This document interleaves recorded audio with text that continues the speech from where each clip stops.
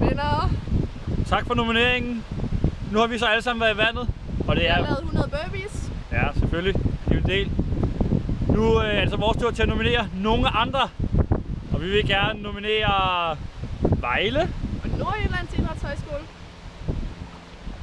Og Kravshøjen i Skive. Og lærerne på vores egen højskole. Hop i vandet.